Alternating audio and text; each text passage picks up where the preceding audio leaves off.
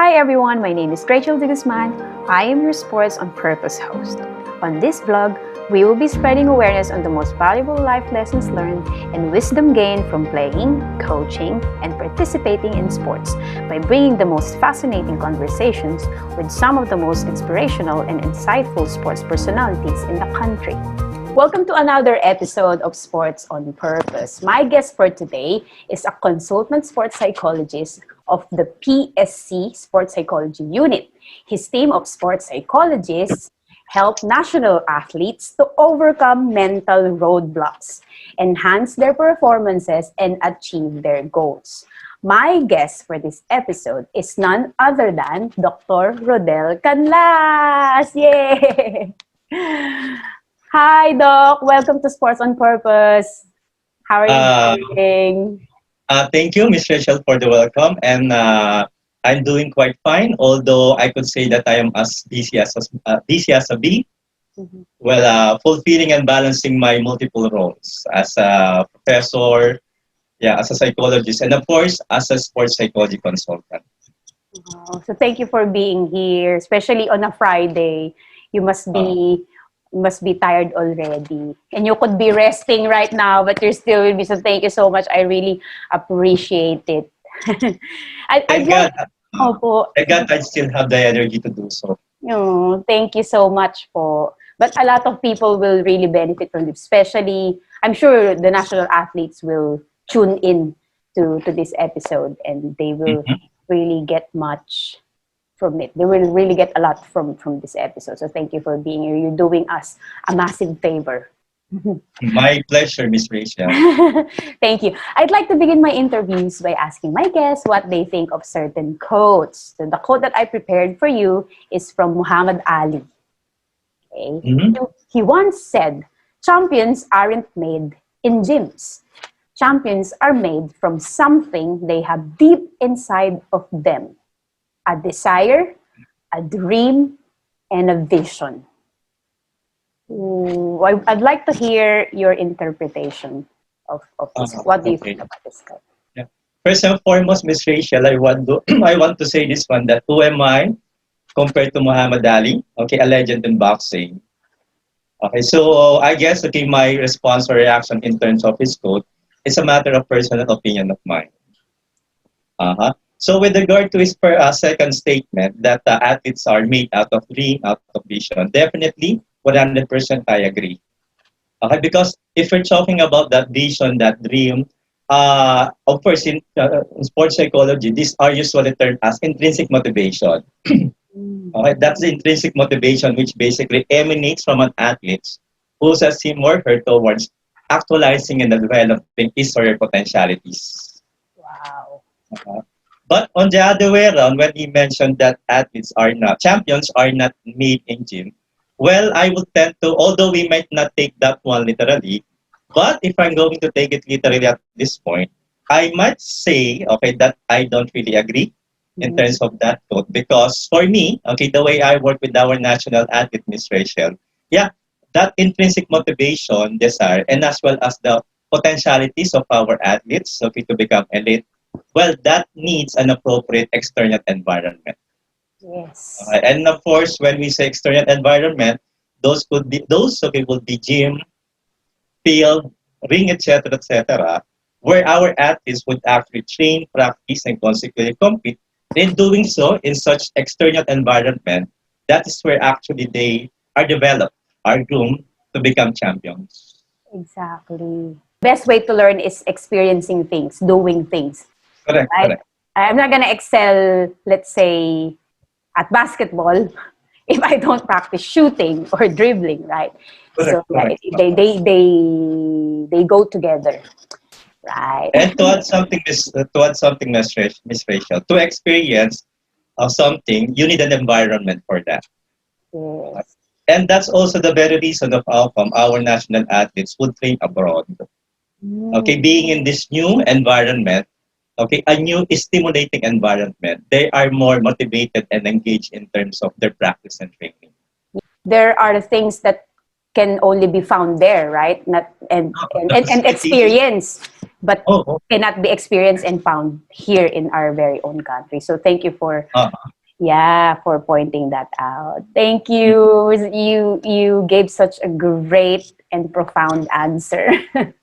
So uh, could you please describe sports psychology briefly or just in a nutshell?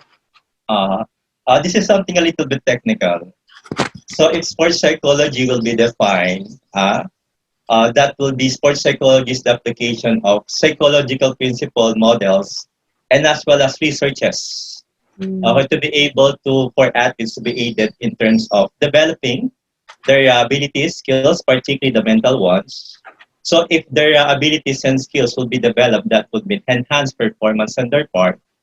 And of course, Miss Rachel, we don't only consider the performance of athletes when it comes to sports psychology. We also want to develop their so-called holistic well-being, physically, mentally, socially, etc. It's great that your approach is holistic. Uh-huh. Yeah, I'm sure you've heard some stories, that some coaches or athletes will try to win at all cost.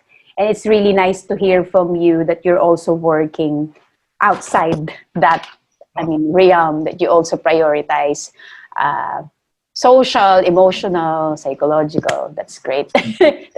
It's really great to hear that we're moving towards the right direction. So that's why, Miss Rachel, as a sports psychologist, we don't work alone with athletes. We actually collaborate with the medical unit, nutrition unit, Oh, strength and conditioning unit. Again, to be able for us to address the holistic needs of our athletes. wow, that's amazing. Could you please discuss briefly the work you've been doing with our national athletes? Okay. So I could say that in terms of my work with our national athletes, it has two phases. Okay, one in terms of their performance. Okay, in particular, the delivery of mental skills training. Again, okay, that is designed to promote, for example, their ability to focus, ability to concentrate, okay, ability to regulate their emotion, and consequently, that would help boost their performance. Okay, so on the other way around, okay, I also work with our athletes and as well as our coaches in terms of maintaining their mental and psychological health. Mhm. Okay, which is equally important. As you know it, okay, in terms of mental health, if a particular athlete or coach is not really that well in terms of emotion, in terms of the psychological or the psyche, I don't think okay such athlete or coach would actually perform at their desired level. Yes, Okay. because there are probably this what to call this, distracted or have some personal issues. So you really go as deep as that, right? Uh, Wow. What's the most exciting part of your job as a so the most exciting part of my job. So I have to be honest with this one. Well, one exciting aspect of our work as a sports psychology is actually joining our national team to compete abroad. Mm. Uh, witnessing how they play, Wow. okay, witnessing how they gain victory, triumph, okay, and as simple as mingling, okay, with their foreign counterparts. Mhm. And in those foreign countries, okay, so we get to, together with our national athletes, we get to experience their culture. Wow, Okay? that's really And, cool. and as simple as, well, having a taste of their food to offer. Cool. What would you consider your biggest takeaway whenever you go abroad and experience the things that you mentioned? Sa takeaway is experiencing and learning on how this huge tournament are being conducted. Nice. Okay. Yeah, the color, the excitement, okay, and as well as the interaction amongst teams and athletes coming from various countries. Okay, that's would I say a one of a kind type of experience because you don't only get to see the place, you don't only get to visit tourist spot, but again, okay, in terms of going to this foreign competition or international competition, you are really part of such big event. And that is something that we can also sort of adapt, right? Like when we go here, when we plan events. I'm sure you're being consulted every once in a while when there's a national sporting event that will be organized in our country. So that is something that you guys can talk about and share whenever you plan those events. Yeah. Yes, such as the last 2019 SEA Games. I guess it's something worth remembering, not only for National Athletes Association, but for Filipinos in general. What is the most challenging part of your job? The most challenging, I have to say, is working with uncooperative athletes. Right. Well, sad to say, but it's a reality that even if you are the best sports psychologist in the world, yet, okay, you are working with somebody who wouldn't team up, cooperate with you, then, okay, it's like what they say, just like a tango. Okay, if only one is dancing or working in that relationship or in that tango, well, okay, the relationship itself, okay, wouldn't work. Yes, I agree with you. And eventually, in terms of, again, working with uncooperative athletes, even if on the part of a sports psychologist will give is 101%, okay, still that will not be enough. Exactly. Okay, to be able to, help and assist, okay, athletes who needed it most. Okay, because in the first place, in sports psychology, okay, we believe that it is you, for example, the athlete who needed help. Okay, be it so psychologically, okay, medically, it is you who have to help yourself. So I can totally relate because I'm a school teacher and you are a teacher too, you're a college professor. Mhm. I would always tell my students that I can I can present to you all this information. I can show you how to do this, but it's you who's gonna do it. So you have to be accountable as well, not just me. Correct. Yes, so yeah, takes two to tango. In your understanding, Doc, what is or are the biggest mental battles our national athletes were facing prior to pandemic? Going back to those international competition, Opo. okay, the way I observe, okay, our athletes compete. Usually, the greatest mental challenge, okay, that I've seen onto them during competition is their ability to maintain that so-called mental toughness. Hmm. So, when we say mental toughness, if I'm going to simplify it, it's the ability of an athlete not to succumb to pressure, okay, not to succumb to pressure, to tension, not even discomfort, not even exhaustions of pain, okay, not to succumb and eventually still maintain and hopefully boost his performance during competition, okay, during competition which are most important. Okay, usually the latter games, okay, the finals. Okay, but although it's easy, okay, at the beginning of competition to stay mentally tough, the real challenge is the latter part of the tournament. Wherein, okay, athletes are already exhausted, drained, okay, and as a number of them, okay, would just wish that hopefully this game or tournament will be over, and that is when, okay, their mental toughness would tend to drop or decrease. Okay. Okay, and when mental toughness of athletes would tend to decrease, that is when it follows. Okay, their performance might also decrease, unfortunately, during the most important event. Okay, for example, the championship or final round. The ability to endure towards Mhm. the end of the tournament because of it gets affected because of the physical exhaustion and of course the mental exhaustion as well because they have to make very quick decisions during the game, so your Uh-huh. mental energy gets drained as well, right? So yeah, it will come to a point that they just want it to be over. Yeah. So speaking of mental toughness, or since you consider this as one of the most difficult one to sort of address, what sort of intervention do you do with them to address this? Yeah. So basically, when we're talking about intervention for athletes, these are psychological or mental skills training. Apo. Okay, that we conduct prior to competition, not during competition.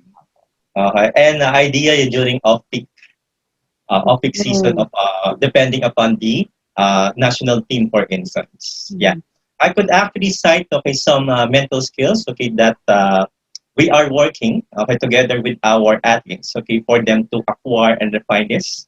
Okay, for example, arousal regulation.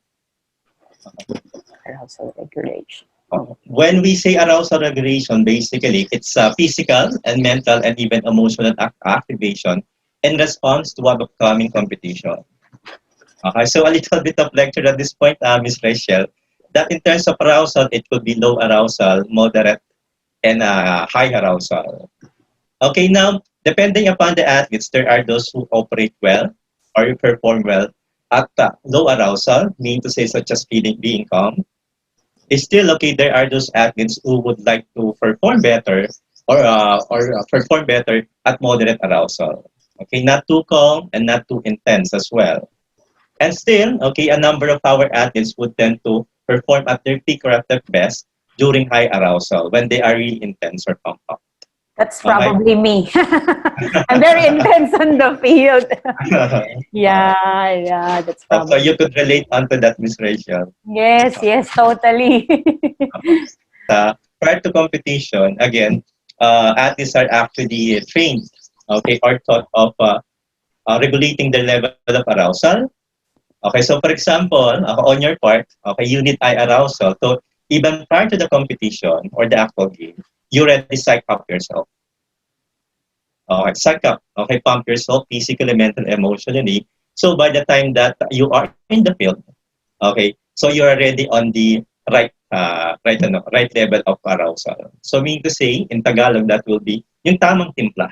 Okay, ng mindset mo of your physical aspects that is conducive for your performance for the competition.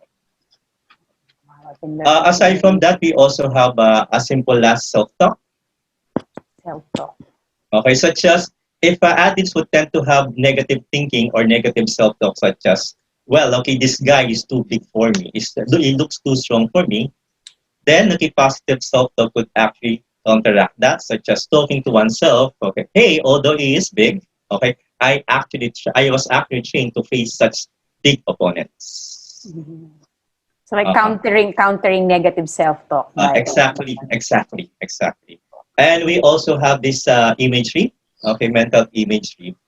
Okay, wherein the skills that are performed physically, and as well as the desired performance that will be executed, okay, in terms of the physical body or using the physical body, are actually rehearsed mentally. So it's basically okay, fine tuning, okay, and harmonizing the body and the mind. Okay, so once okay, it is practiced on the physical body, and it is actually conceived in the mind. Okay, again, your desired skill, okay, your desired performance. So most likely, when the body and mind are attuned or at one, okay, most likely that is when athletes could actually perform at their peak or at their best. So you heard that, athletes. Wow, I'm really benefiting from this conversation. Yeah, I love your answers, Doc. They're very helpful and beneficial for us athletes. So it's like a mental rehearsal, no? Exactly. Yeah, that you would normally do at the beginning of the game, something like that. So I remember Ate Mona Adviento. You know her, so we've been talking earlier prior to me introducing you. She was still a student at that time in UP Diliman, and I was with. I played for UP for 5 years. Yeah, 5 years. Late ako nag-graduate. So she was doing this thesis about imagery. And she would normally come to our afternoon sample training and would ask us to, do this stuff. What I could remember is that, so she's guiding us, like, imagine that the ball is coming to you and imagine where exactly you should hit that ball. So until up to this point, I still sort of know how to do that. And that helped me. Well, that was specifically for softball, but I get to use that skill to when I play other sports, like when I played touch rugby or when I run, or when I play frisbee, I do imagine that I'm gonna dive this way. I'm gonna catch the ball this way. I'm gonna pass the ball this way. So it's still with me. So it's very helpful. Yeah. Yeah, I agree with you. It's actually reflecting that slogan of this not advertising any multivitamins, but it's actually Pharmaton. I think that what the mind could conceive, the body could actually achieve. Oh, So yeah, you rehearse it, you imagine it in your mind, okay, your movement, your action, and eventually, if you do it right and constantly, your body will follow. So, Doc, how has the field of sports psychology evolved in our country since you started to become a psychologist? Uh, well, comparing in the past, wherein only few Opo. people, okay, knows the discipline, sports psychology. Okay, now at present, especially with the advent of the pandemic, okay, I think, okay, all, if not most people, okay, actually know psychology already. Okay, particularly sports psychology, and a number of our national athletes, coaches, team, and I guess, okay, the general public would tend to acknowledge the importance and the value of sports psychology in terms of the career, performance, and as well as life of our national athletes and coaches. Yes. Although there's still plenty of room for improvement, for development. Opo. So, Doc, we're gonna move on to mental skills training. You mentioned it already, no? Uh-huh. Could you please talk briefly about, maybe you can add more because you already mentioned a lot. Talk briefly about other mental skills training you are working on with our national athletes. Okay, so probably I could add two. Apa, Okay, one is mindfulness. mindfulness. Mindfulness. Okay, mindfulness. Okay, it's one way to be able to deal for athletes to deal with their disturbing emotions such as anxiety. Okay, in mindfulness, okay, instead of fighting the emotion, for example, anxiety, you actually acknowledge it. You actually accept it. Okay. That that you could actually say to yourself that to be anxious is actually part and parcel of competition or game, and to feel anxious is just but normal. Okay, in such a tension-filled situation. Okay, so in that manner, okay, but acknowledging or considering that emotions such as anxiety as normal, they become less disturbing. Okay. Okay. And when they become less bothersome or disturbing, you could actually regulate them more. In fact, if anxiety is properly regulated, that could actually help you again. Okay, what boost your performance. Okay, for example, the alertness brought about by anxiety. Okay, the increase in heartbeat and respiration brought about by anxiety. Again, it could actually lead you to that better competitive condition. Okay, to do well in the field, in the ring, or in the gym, for instance. Okay. Aside from that, okay, there's also this grounding technique. Okay, particularly for those athletes who might be overwhelmed. Okay, because of that again. Okay, tension-filled situation. Okay, a situation that again might provoke anxiousness. Well, this grounding technique is valuable in terms of again, okay, for those athletes who might feel overwhelmed during actual competition, and as if okay, uh, for temporarily or momentarily, they lost touch of what's happening around them. Succumbing or being overwhelmed by pressure, tension, and emotion.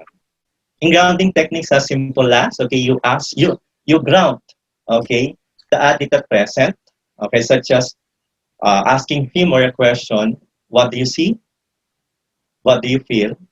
What do you smell? What do you hear? And consequently, from the athlete being confused, okay, little by little, that athlete is being assisted, grounded towards what's happening in the present. Okay. And consequently, if the athlete will be stabilized at present, that is when he could actually refocus. Okay, the direct his attention, his effort towards the ongoing competition. So, in other words, okay, when it comes to mental skills training, there are those okay you perform prior to competition. You practice them prior to competition, such as imagery, okay, for instance, arousal regulation. But there are those which are actually valuable during actual competition. Okay, such as self-talk and as well as grounding technique if that is necessary. That's fantastic. So prior to the competition, they can do some Uh-huh. imagery exercises. Uh-huh. During the competition or the game, they can do some positive self-talk and Yes. grounding. Yeah, that's really cool. Wow, that's a lot. I really hope that the listeners will really process this conversation because it's so rich. There's so many things that they can use in their own sports, participation. Yeah, not just national athletes, but also in the recreational. Every athletes. Okay. Yeah. Miss Rachel, I would like to add something. Opo, opo. Okay. Okay, you could actually partner or combine imagery and positive self-talk. Okay, so for example, your imagery prior to the competition. Okay, you have this imagery of you being calm. Okay, being composed and being in control. Okay, again, you could do that in your imagery prior to the competition.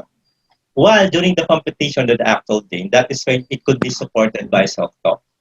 Okay, the words that such as when you're anxious, when you're feeling somewhat too anxious, you could do the positive self-talk such as I am calm, I am composed, I'm actually in control. Okay, so as when you do the positive self-talk, it brings back, okay, at present, those things that you have imagined, okay, during your mental imagery. They support, they augment, they boost each other as two complementary mental skills. Mm, they complement each other. That's great. Thanks for pointing that out, Dr. Canlas.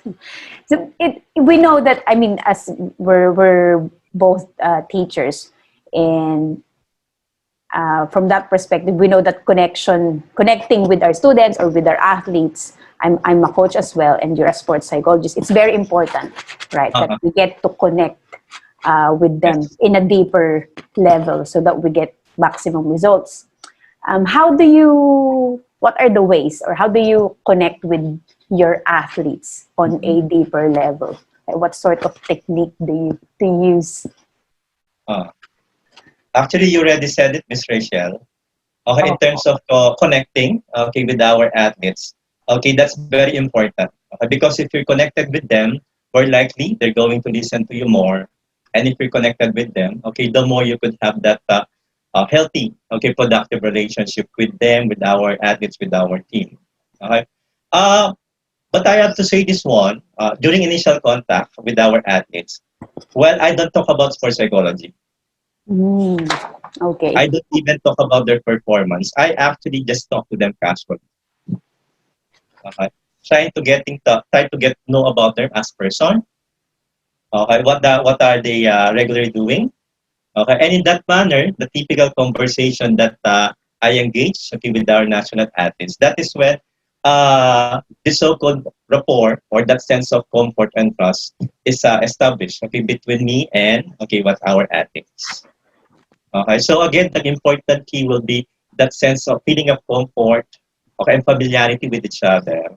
And from there, once you have gained the trust and as well as the familiarity of athletes, that is when you could actually go deeper, okay, in terms of finding out, okay, what are their performance issues, performance concern, okay, and again, by engaging more in regular conversation with them, okay, that is such as again, what are their hobbies, okay, etc., and going deeper into their performance concern.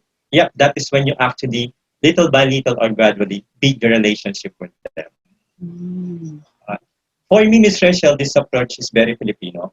opo, You called it kapalagayan law. kapalagayan. That for Filipinos, and of course that will include our national athletes, kailangan mo nang makipagpalagayan loob, okay, maging komportable before you talk about the serious matter. Okay. Again, matters such as their performance, matters such as, for example, relationship issues, or matters such as concerning their psychological health. Yes. I would need to feel that, that someone, or let's say my teacher or my coach, is really concerned about me. They really need to feel that. That's a human factor, di ba? That they need to feel that first before they can open up to us. Yes. Okay. Yeah. That's very much correct, Miss Rachel, because if you feel that this person, be it so a coach, be it so a trainer or psychologist, is actually has a genuine concern towards you, that is when you open up, because basically you trust that person. You know that this person, or if not, you feel that this person has a good intention for you. Yes, exactly. That's the term, good intentions. No? And also, well, based on my experience, children, especially children, I still teach primary. They really sense if you're like judging them or if you don't like them or things like that. Those things are very important. It's important that we, well, especially sports psychologists, I'm sure you're very like grounded and balanced and well-rounded people. You try not to judge. I do have friends who are in the psychology field, and they are the best people I know. They just accept you for who you are, and maybe because they're more knowledgeable, more experienced in terms of human behavior. Usually call it a conditional positive regard. Okay, so regardless of the characteristic of the person, okay, good or bad, okay, you accept the person, okay, the athlete as he or she is. Based on your experience, which among the mental skills training has helped athletes the most in terms of performance? It is the imagery, okay, the mental imagery. Okay, that was taught to you by Ma'am Mona. Yeah. Yeah. But at this point, in terms of my claim, I would like to go outside of my practice and cite people cite okay, what sports icon legends such as Peter Sterling, who is actually legend in rugby. Yeah. I could also mention about Michael Phelps, okay, the Olympic swimming champion. And I could also mention also about Heidelin Diaz, which is actually being trained by our boss, Dr. Karen Trinidad. And for them, okay, mental imagery is a part and parcel of their preparation, okay, for their competition. To what extent does acquiring mental skills enhance athletic performance? Okay. So again, I would like to mention again, okay, some famous, okay, icon in the field of sports to support that notion that sports psychology is really important in terms of enhancing the again performance of our athletes. I could mention, for instance, Yogi Berra, okay, who is a legend in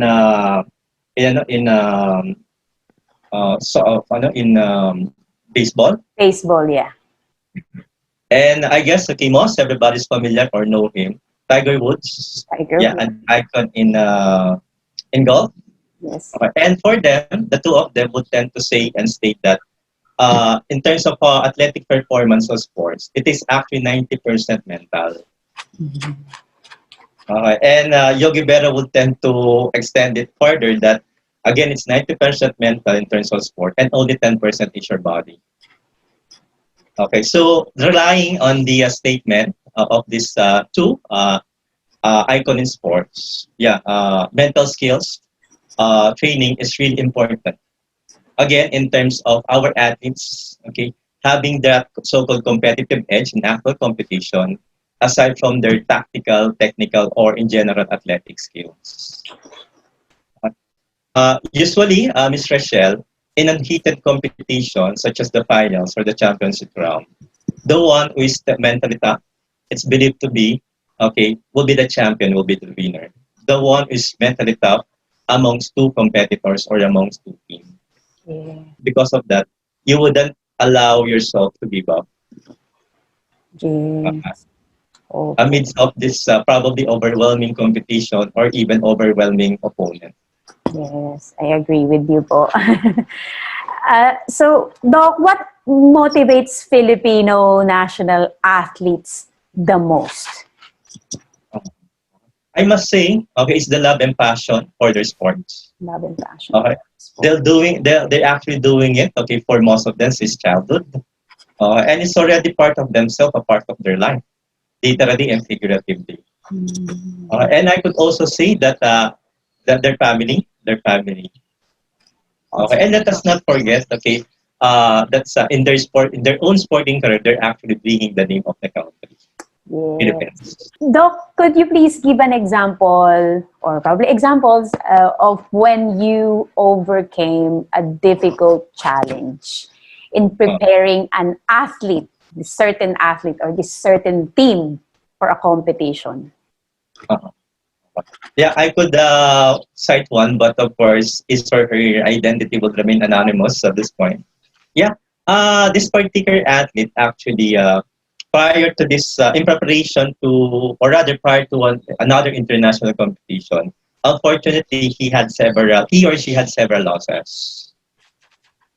And somehow that affected his self-concept, okay, his self-confidence of him, okay, as quality of being a national athlete or player.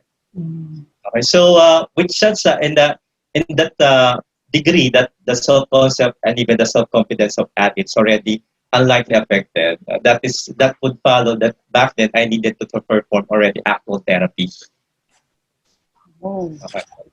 The therapy actually entailed the processing, okay, those unlikely memory, okay, even probably embarrassing or shameful memory connected to the loss. Okay. And the therapy is still aiming to neutralize, okay, those unlikely memories. And hopefully, by neutralizing those unlikely memories connected to the losses, okay, it will bring back the confidence, okay, and the positive self-concept of the athlete. Okay. And if I'm going to fast forward things at this point, okay, what was the result of this competition? Yeah, he actually won gold Wow. in that competition. That's amazing.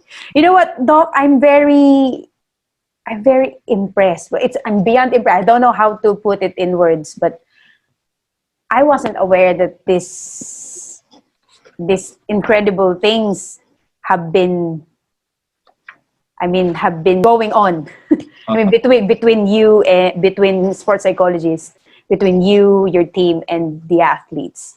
So amazing. I'm actually speechless.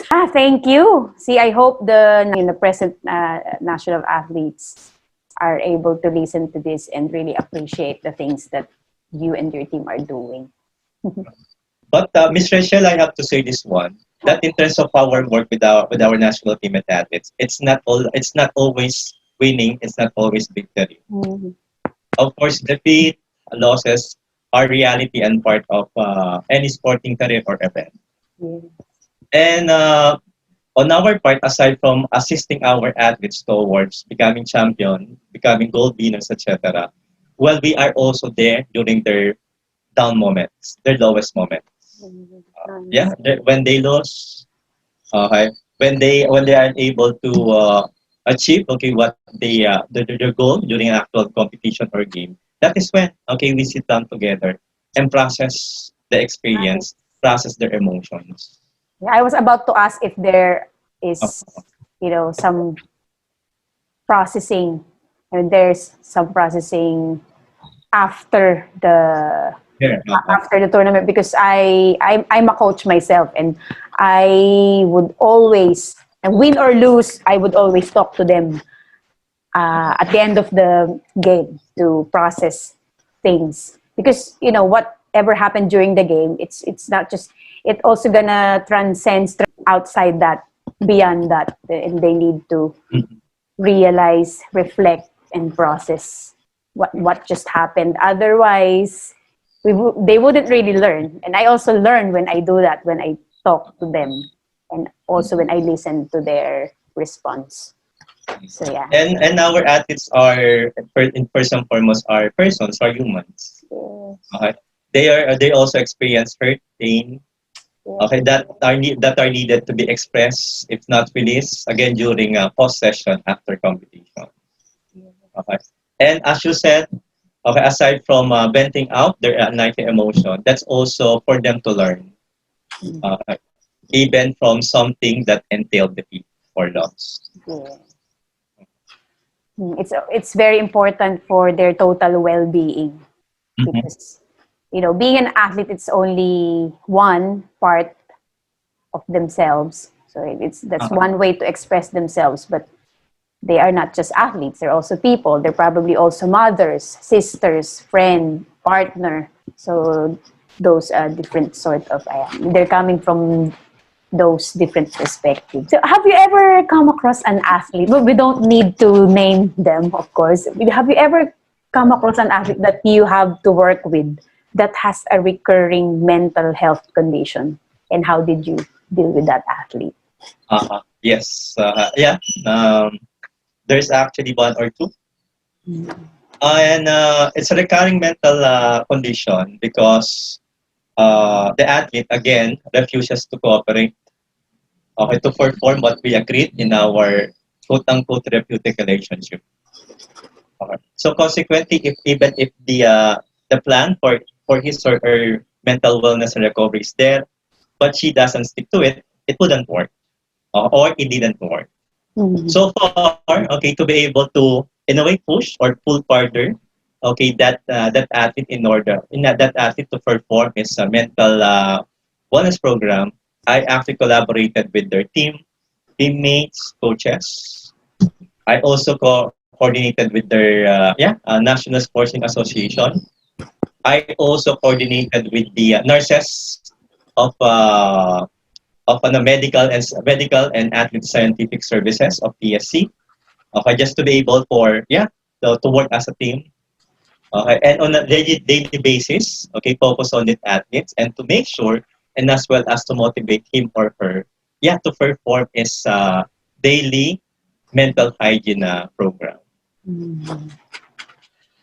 Because most of the time, Miss Rachel, when we conduct psychological session with athlete, it's around 1 hour. It's around 1 hour, and you could not always be there to see and monitor the athlete.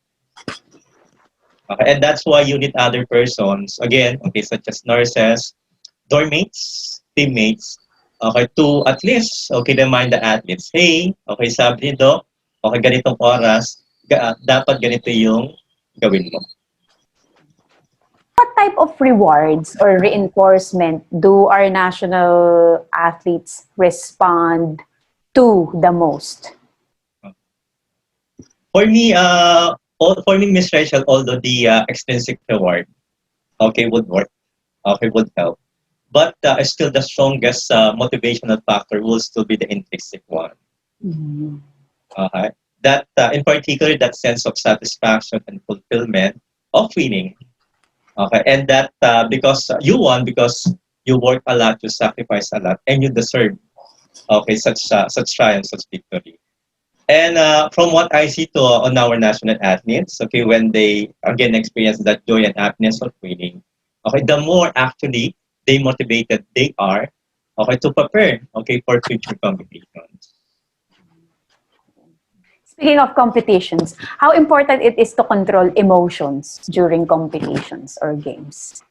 Very, very important. Okay, very, very important. Particularly, okay, in terms of dealing with cheating or cheat competitors or Mm-hmm. athletes. Okay. The unlikely behavior that they're doing, such as pulling shirts, for instance, are Yes. actually meant to, in a way, are actually meant for the other player, okay, to lose composure. Okay, and if a particular athlete is unable to regulate his emotion or her emotion out of those cheating behavior or cheap actions of some athletes, that is when they lose their composure, their what will come after is they would lose their focus, their concentration on the game, Yes. and consequently, okay, if they're out of the game mentally and emotionally, okay, they won't perform well. Probably the intention of, Uh-huh. yeah, cheap participants is Cheap to, participants. get your attention, and so that you will lose your focus. So Mhm. that's very common, no? Mhm. Yeah. And that is when, again, okay, emotional regulation is important during the game. Okay, during the game. Emotional regulation is also important, again, prior to competition. Okay, a number of our athletes, for instance, they are having difficulty sleeping prior to competition, a night before competition specifically. And when you lack sleep, the following morning, less energy, less focus.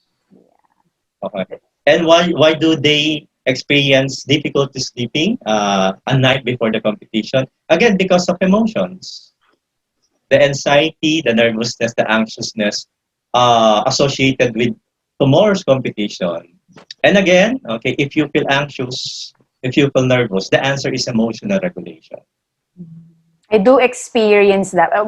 Probably because I'm excited. I'm really excited. When before I run marathons or even half marathons, I tend to get, really excited, Uh, and I will not be able to sleep well. uh, So any suggestions, Doc, on how I should address that? okay. Yeah, Miss Rachel, in terms of emotional regulation, it is not just a matter of regulating, managing, or decreasing negative emotions such as anxiety.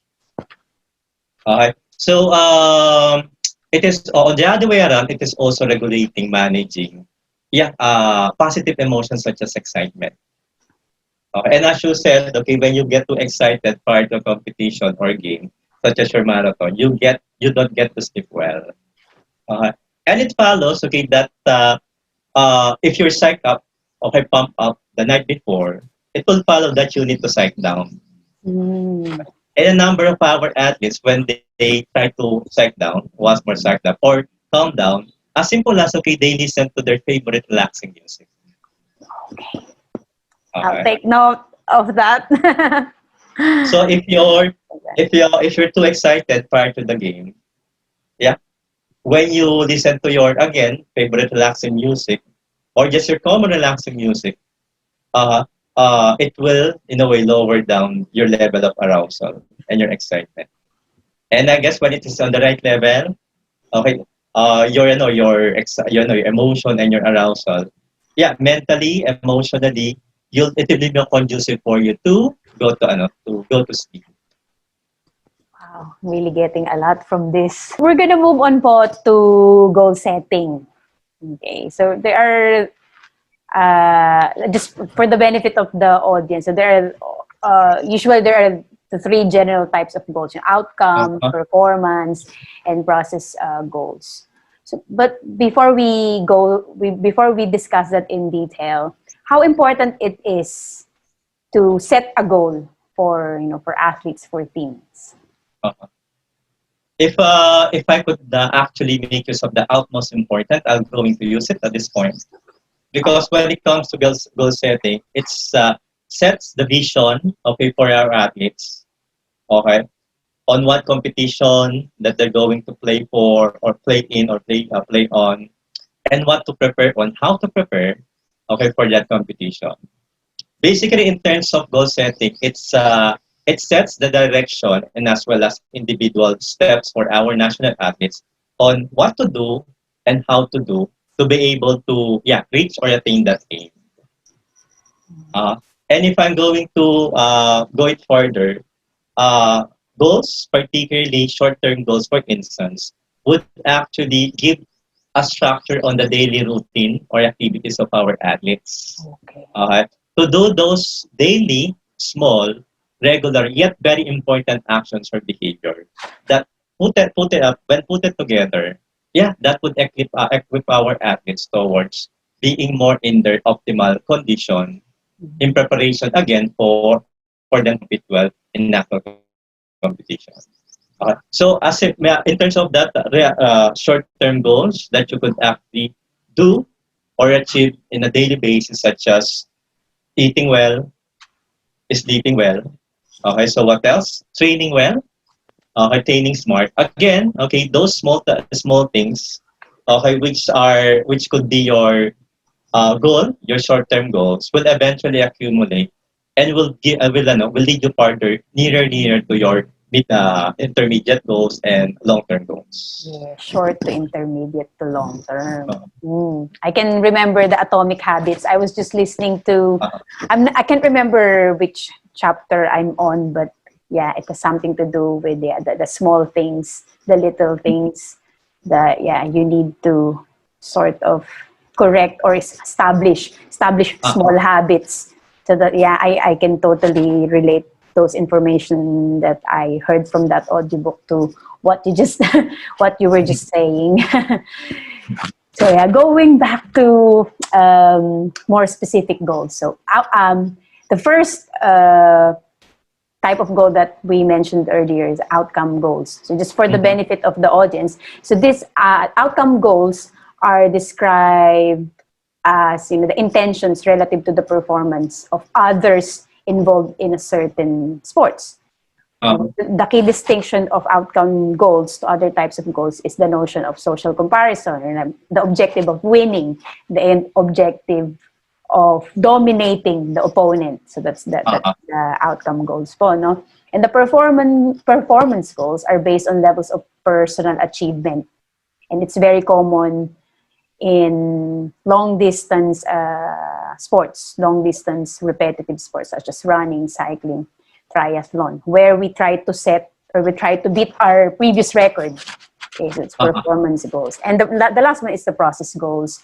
These are similarly self-referenced but are distinguished from performance goals because their focus is on the process of performing rather than the outcome of the performance. My question is, because I mentioned earlier that some teams will try to win at all costs. Even when I was asked to play before, even if I was sick, because I had to. Yeah, because I had to. So yeah, I remember that. That's why I'm going to ask this. And I hope many coaches will listen to this. If you are to arrange these goals into some sort of hierarchy on the basis of long-lasting athletic and personal growth, how would you rank them? In line with the matter that we spoke a while ago prior to this part, particularly in terms of focusing on those small things that you do every day, okay, to achieve bigger goals. On my part, I would actually rank first process goals, then the performance goals, and lastly the outcome goals. Okay, so why process goals first? Okay, for me, Ms. Rachel, it is in process goals that you actually develop those micro skills, okay, and eventually, okay, abilities that you could actually use to be able for you to achieve and perform your performance goals. Okay, so what are those micro skills, such as simple as proper posture? Okay, for example, in marathon, okay, you need that proper posture, correct? Yes. Okay, as simple as the proper grip. For example, in bowling, for example, in rowing. Okay, and another example is as simple as the proper way to shoot. Okay. And eventually, okay, if under process goals, if you are able to master such a specific, particular, and even micro skills, again, okay, the more you master them, the more you could actually use them for your performance goals. Okay, performance goals such as running faster, jumping higher, rowing better, etc., etc. Okay, so from process goals, now we are into mastering performance goals already. Okay, general performance, for instance, general athletic skills, and consequently, okay, by mastering and performing those performance goals constantly, okay, that will again, okay, equip the athlete towards finally achieving, okay, and attaining those outcome goals, winning, becoming the champion, or even as you can see, winning over your opponent. Ms. Rachel, if I'm going to comment on, this is just my point of view. Opo. You being, you in a way, being asked to play in spite of being sick. This is just my comment or point of view. I do not agree on such actions. I do not agree on such decision because I believe parang pang Miss Universe yung dating. Opo. If coaches and even the team would ask, okay, then athlete to play in spite of not in the good condition or being sick, for instance, you're treating or seeing the athlete as an object. Okay, an object, okay, that would operate in spite of exhaustion, in spite of sickness. Okay, and in doing so, again, asking the athlete to perform in spite of sickness. Perhaps you are setting aside the individuality, the subjectivity of the person. Yes. Okay, na pagka yung tao, kahit atleta, pag pagod, kailangang magpahinga. Pag may sakit, kailangang magpagaling. Absolutely. To what extent do you work with team coaches to set goals for your athletes, since we're talking about goals? And when setting goals, how much is the person or the athlete's individuality being considered? Yeah, in terms of goal setting and working with our national coaches, as simple as when they ask us to do it, to work with them, particularly in terms of assessing, okay, if a particular athlete is psychologically mentally ready to embark on this particular goal, which the coach, a particular coach, thinks that's the right for him or for her. Okay. Again, when only asked of our assistant for service. Now, in terms of considering the individual needs of our athletes in terms of goal setting or in their program in general, nowadays individualized program, individualized coaching, for instance, is very important because our athletes as person would have differing, okay, subjective or individual needs. Okay, so for instance, okay, citing in particular, there are those athletes who need more focus, need to improve their concentration, and they need more of psychological skills training. Yes. There are other athletes who, for instance, as simple as needs, okay, strength and conditioning. And the other way around, okay, something a regular concern among our athletes, there are those athletes who need to lose and maintain their weight. Okay. And consequently, by considering the differing needs of our individual athletes, not only psychological, but again, medical, physical, nutritional, those needs will be the basis for goal setting. And eventually, the goal sets, okay, that are set for individual athletes will compromise their individualized program, okay, under the team. Wow, that's really well-rounded. So, in other words, this is how we do it, or rather, more appropriately, how teams will do it. There are programs, goals for the entire team. Okay, and at the same time, okay, there are also programs and suitable goals for individual members or athletes. That's great. Because, I mean, every team, there's a different sort of dynamics, no? Correct. You have to consider that as well. And it's not a one-size-fits-all kind of thing. Exactly, Ms. Rachel. Your job is very difficult then. Super difficult. Grabe. So many facets to consider. Yes, grabe. Sobrang hirap. Grabe. That's why you guys are really game changers. You're really changing, our athletes. I mean, not just their performance, but you're changing their lives, basically. Yeah. Wow. It's exhausting, challenging, and a fulfilling role as well at the same time. Wow. See, you guys are the unsung heroes. I just realized it now. Having goosebumps.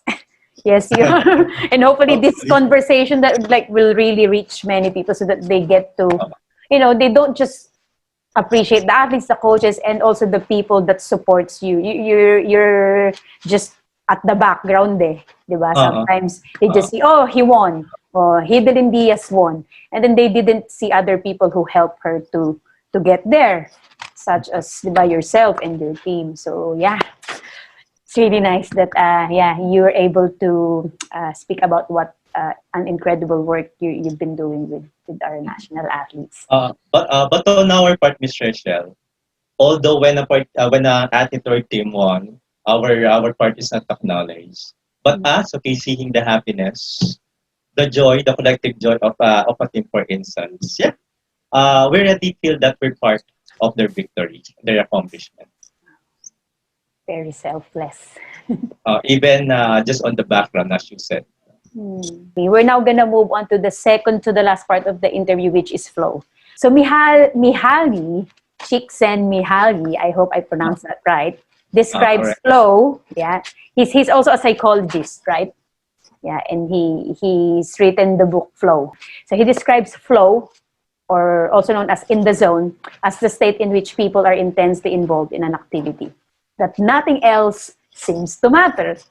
I experience that sometimes, but just occasionally and randomly. It is characterized by intense concentration, disappearance of self-consciousness, and a distorted sense of time. Sometimes when I run, okay, I'll check my watch, 2 kilometers, and then I will get in the flow. I'll get in the zone.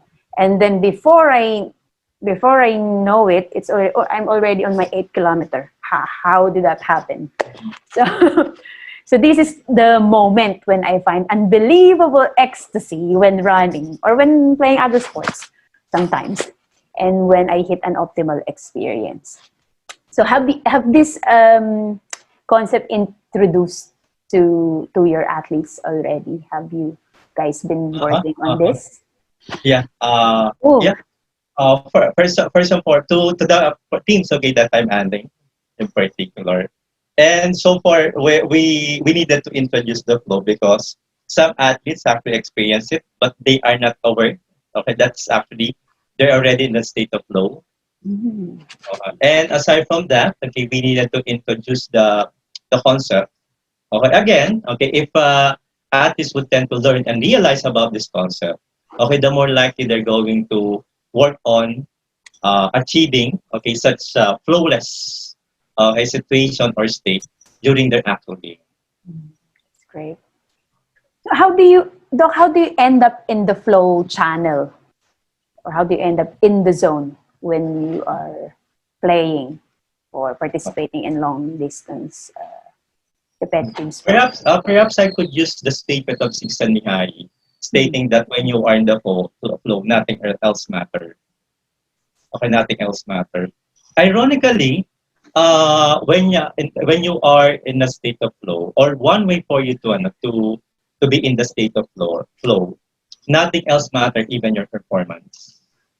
Ironically, okay, because athletes, okay, when they tend to worry on how they're going to perform during actual competition, that is when their focus, their concentration is an effort actually is being diverted to worrying about their performance. Okay, and when they worry about their performance, okay, the more they worry about their performance, the farther they are in terms of achieving that goal. Mm. Okay. So the next question will be: so, if worrying about the performance, okay, leads an athlete farther and farther away from flow, then it will follow that for you not to worry about your performance, master your goal prior to the actual game. Okay, the skills, the techniques, and now you're going to execute it. Okay, once more. Okay, once you have mastered your performance, you already know what to do, what to execute. Needless to worry it, okay, during the actual game or competition. And in the actual competition, yeah, when you don't worry about your performance again, that is when you be in the moment. Okay, you engage the moment. And when you don't worry, okay, you actually enjoy the moment. Nice. Okay, just like what you experience, as you said, Miss Rachel, in terms when you are already running. Yeah. Okay, and when you are in the flow, okay, when you are engaged, as if one with the activity, okay, you don't feel that time is passing. Okay, you don't feel the pressure of competition, for instance. Okay. And I would like to share this specific technique, mental skills technique that are being performed by a number of our national athletes in terms of trying to get into the flow prior to competition. Okay, so it's about imagery, it's about doing imagery, but at this point, you imagine your past best performance.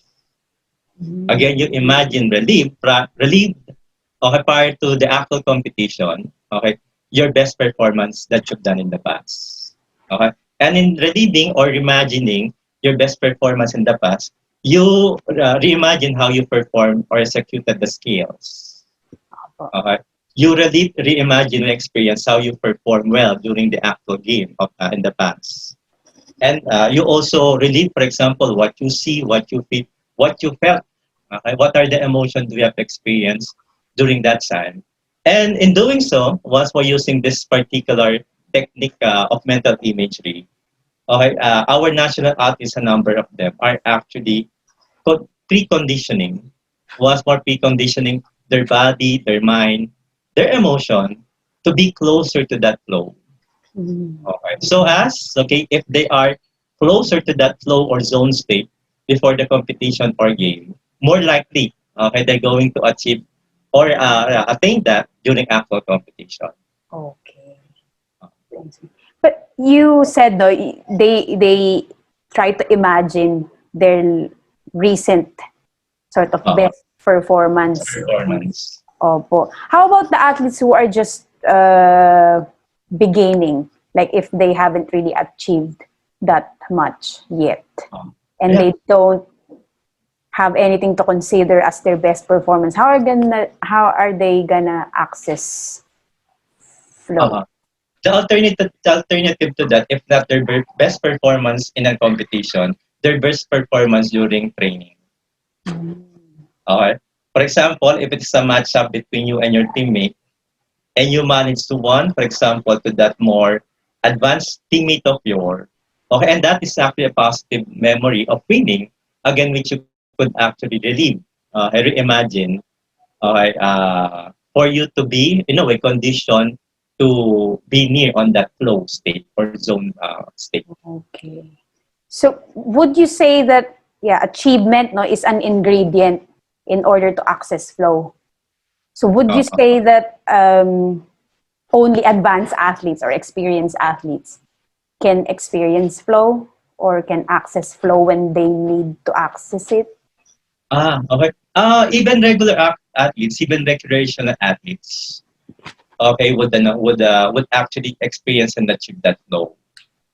Okay, because even without prior mental conditioning or mental imagery, okay, the mere instances or simple instances that you enjoy yourself at the moment, okay, Mm. you're moving automatically at the moment, okay, and somehow what you're doing at the moment, even if it's a recreational sports example, okay, what you're doing at the moment is something effortless.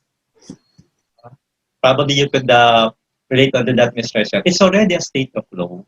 Mm. Okay? So I mean to say this state of flow is something that could be experienced during competition, okay, by more experienced athletes.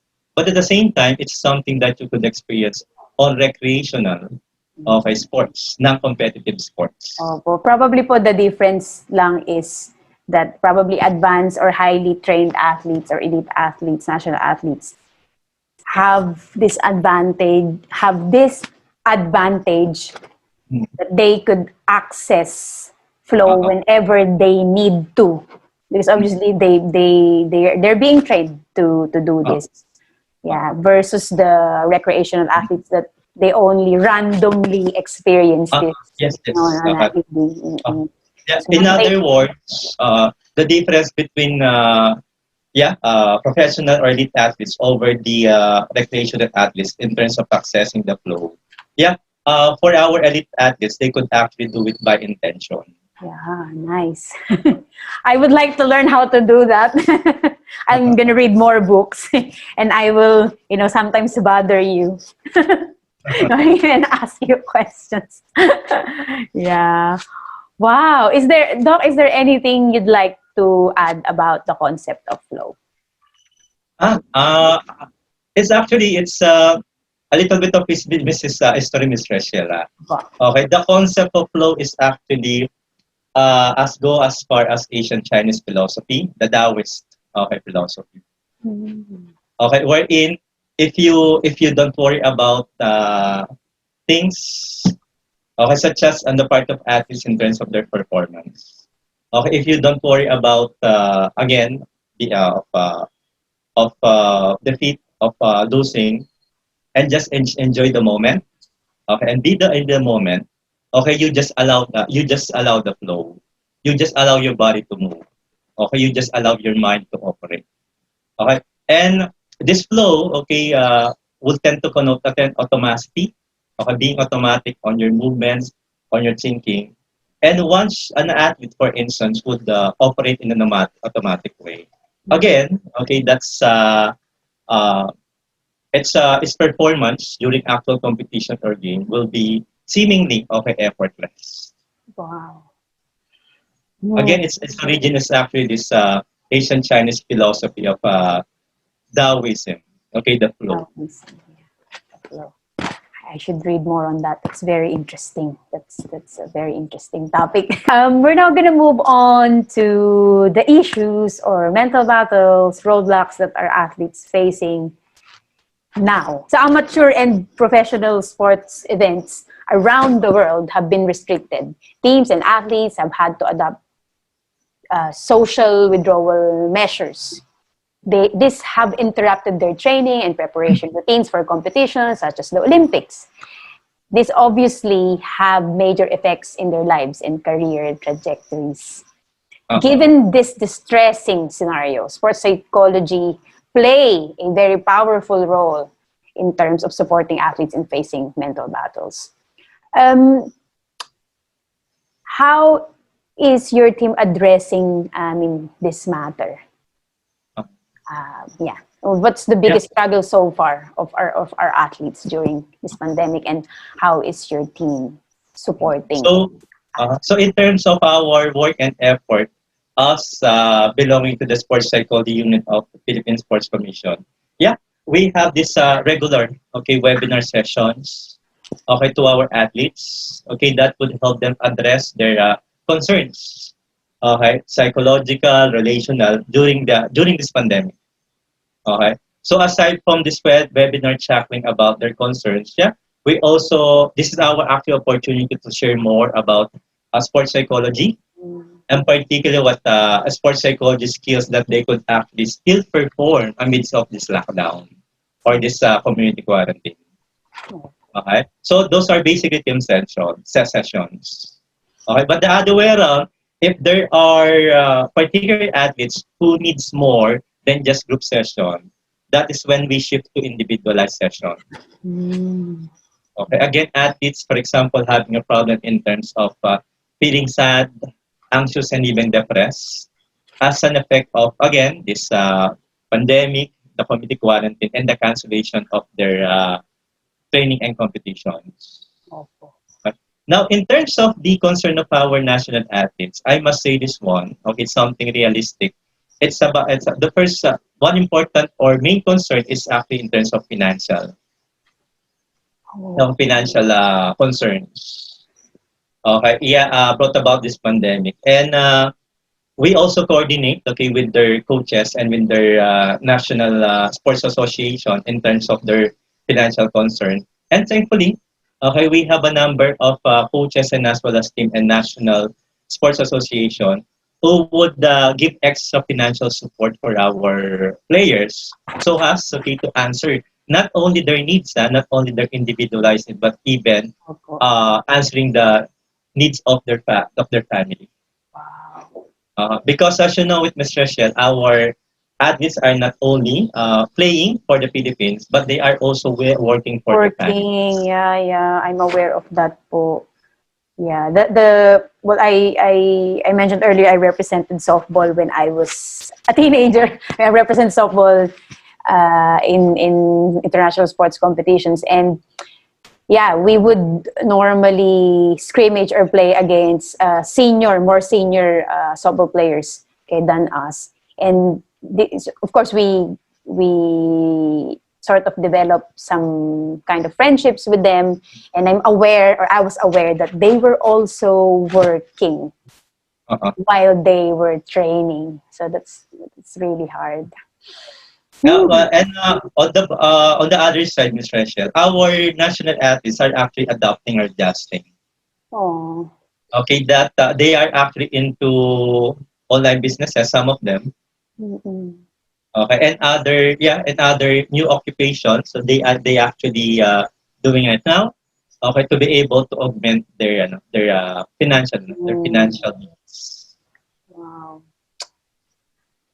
Unsung heroes po talaga ang mga ating national athletes, pati po kayo at mga coaches, mga nurses, mga physical therapists, strength and conditioning coaches, and grabe the amount of glory that you bring to our country naman, di ba? Despite all the struggles, obstacles that you have to overcome, no? So thank you so much, Doc. Yeah, and you're sacrificing a lot of your time. Maybe sometimes baka financially pa nga, it will get into the point na baka mamaya, di ba?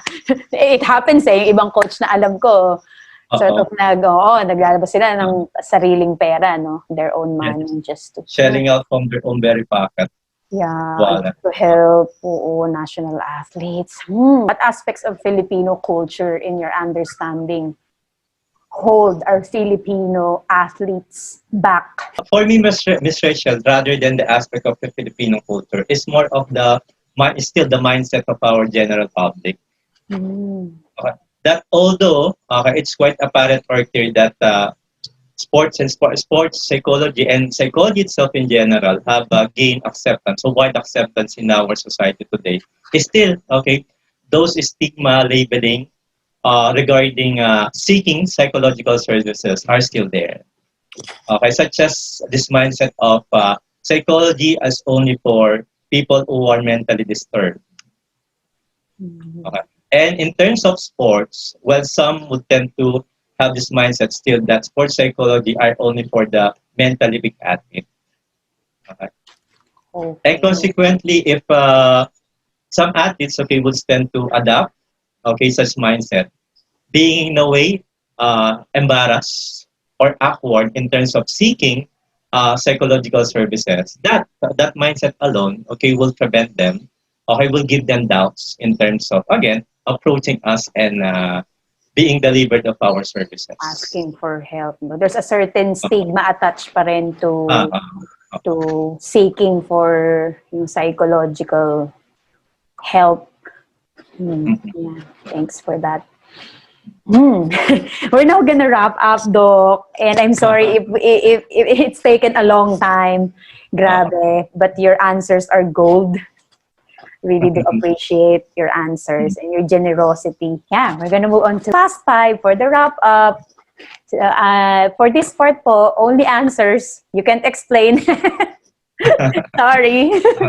And then after that, we'll go through fill in the blanks. So first it's like a quiz.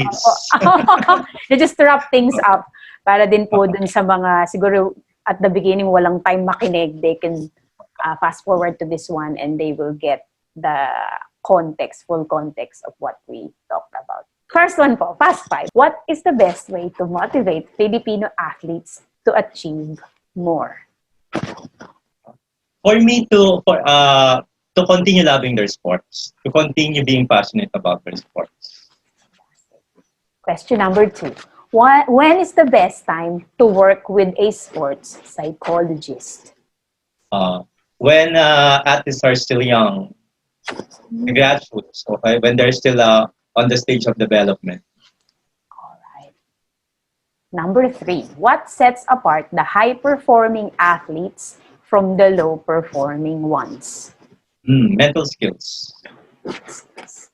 Number 4. How can we best deal with anxiety and possibility of depression due to isolation and cancellation of travel or tournament plans during this pandemic? Connect with your social circle. Number 5. What is your why or your deeper purpose in life? The actualization of the potentialities of others, students, athletes. Oh, that's really noble. Last part, fill in the blanks. Excited ako dito kasi, yeah, I'll definitely check out these books that you will recommend. The top 3 books that I would recommend to improve mindset and mental toughness in general are those books that I've encountered, the mental athlete, yeah. The champion mindset, and the last one, I think it goes this way: the mental toughness strategies of the world's greatest athletes. Mental toughness strategies of the world's greatest athletes. Wow, I will check them out. I've been actually stalking, I've been checking out the PSC Psychology Unit Facebook page. And I've been seeing a lot of posts about the books that you guys recommend. Even movies, you recommend movies, di ba, on Yes. that page. So yeah, those are the activities that I will do during my half-term break, which will happen 2 weeks from now. So yeah, I'm gonna read this book, check out those movies. The most effective way of managing stress is Doing the opposite of what you normally does. Right. Let's leave the interpretation to the If you're audience. busy, then relax. As simple as that. Okay. Number 3, the right perspective athletes should adopt is. For me, the growth mindset. Oh yeah, growth mindset. I love that topic. I talk about growth mindset. Well, every chance I get when I'm teaching. Yeah, we didn't touch on that because, yeah, obviously that will take, another episode to discuss and to really dive deep. The one thing we all have in common, besides our genes, that makes us human is. For me, the spirit of competitiveness. You have it all around you. School, sports, and sometimes on the streets. Or open in the streets. Yes. Yeah, couldn't agree more. Last one, the most important trait an athlete can possess is. I think same thing, Ms. Rachel, that growth mindset. Growth mindset. The growth mindset. Fantastic. Thank you so much, Doc. Are there any things that we didn't cover that you wanted to talk about? Siguro, Ms. Rachel, the same thing that I've mentioned before in the webinars that we actually conducted during the peak of the pandemic, that it goes this way, that it is in the stage of crisis that we could actually grow most. Yeah, that's beautiful. You can be tougher, you can be more flexible during these times. That message is really powerful and beautiful at the same time. Are there any messages you'd like to send our audience? So it's for our general audience or for our general listeners. Okay, be like an athlete. Okay, that athletes, as you can see, would tend to resist pain, resist exhaustion. Okay, and when you do so, even not as an athlete or just a regular person, yeah, okay. When you are capable of resisting, enduring pain, hardship, for instance, okay, that would actually make you physically, mentally, and spiritually tougher. Okay, which I think what we really need most at this moment of crisis, at this stage or period of crisis. Yes. And yeah, on the side by side, once more side by side of being tough. Yeah, I guess okay. We also need to be more gentle, more compassionate towards ourselves. Okay, that if there are times that we don't feel okay, okay, that those things okay don't happen as we wish them or plan them to be. Now, okay, it's okay for sometimes okay to be weak, okay, to experience failure, and of course when you experience that, be gentle to yourself. Okay, care to yourself. Okay, be compassionate to yourself. Okay, because in Tagalog, okay, at sa moment na down ka, okay, ikaw yung unang-unang dadamay at makakaunawa sa sarili mo. Yes. So it's a combination of being strong and at the same time being gentle to yourself. Strong and compassionate. I like that. Wow. Thank you so much, Doc. More power to you. I hope you've learned valuable lessons from this interview that you can apply to your own life. Let us know what your biggest takeaways are on the comment section. Please don't forget to like, share, and subscribe if you found this episode useful.